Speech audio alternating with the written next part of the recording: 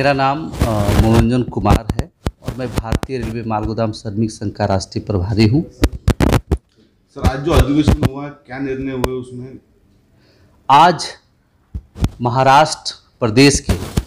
Railway माल गोदाम में काम कर रहे मजदूरों का भारत के श्रम रोजगार मंत्रालय के द्वारा जो रेलवे माल गोदाम के श्रमिक पूरे भारतवर्ष में अलग अलग प्रदेशों में अलग अलग जोनल में कितनी संख्या में काम करते हैं उसका ई श्रम पोर्टल पर पंजीकरण उद्घाटन समारोह था। और कल से महाराष्ट्र के अंतर्गत जितने भी रेलवे माल गोदाम के श्रमिक हैं उनका रेलवे माल गोदाम पर कैंप लगाकर उनका पंजीकरण की शुरुआत आज से हुई है। और हमारे लिए बहुत ही सौभाग्य की बात है कि इस कार्यक्रम में इस देश के सबसे वरिष्ठ एवं यशस्वी मंत्री आदरणीय नितिन गडकरी जी के कर कमलों द्वारा आज ये महाराष्ट्र के रेलवे माल गोदाम के श्रमिकों का पंजीकरण उद्घाटन कार्यक्रम बहुत सफल रहा। और इस कार्यक्रम में मुख्य रूप से रेलवे माल गोदाम के श्रमिकों का जो पिछले हमारी बैठक त्रिपक्षीय बैठक 23 मार्च 2021 को हुई थी आदरणीय श्रम मंत्री जी की अध्यक्षता में,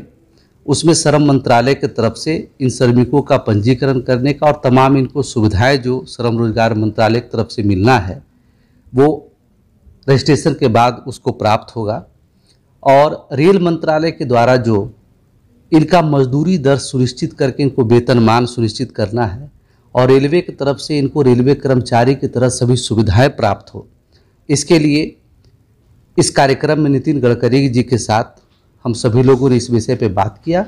और उन्होंने भरोसा दिलाया है कि हम और इस बैठक में जो हमारे सांसद उत्तर प्रदेश के सांसद श्री जगदम्बिका पाल जी भी उपस्थित थे,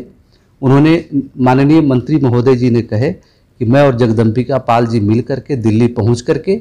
और रेल मंत्री से इसके लिए विषय में बात करके और रेल मंत्रालय के अंतर्गत बैठक करा करके रेलवे माल गोदाम के मजदूरों का सही मजदूरी दर वेतनमान हम लोग सुनिश्चित करके और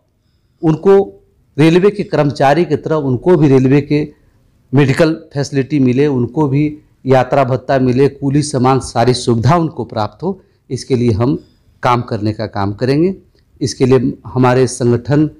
के पूरे भारत के 6,85,000 जो रेलवे माल गोदाम के श्रमिक हैं माननीय मंत्री महोदय जी का सहृदय धन्यवाद करते हैं। और आप जो भारत के चौथा स्तंभ हैं,